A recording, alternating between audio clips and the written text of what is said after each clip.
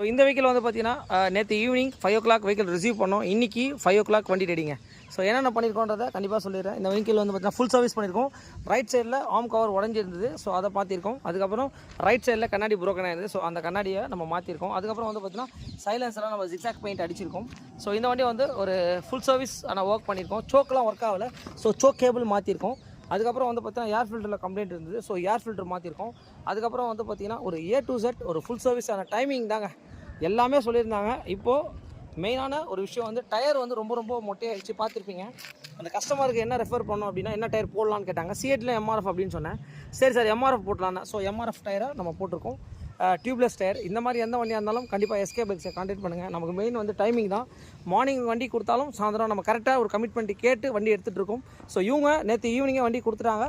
So இப்போது வண்டியை வந்து நம்ம delivery time waiting. Okay, thanks to all my subscribers and friends.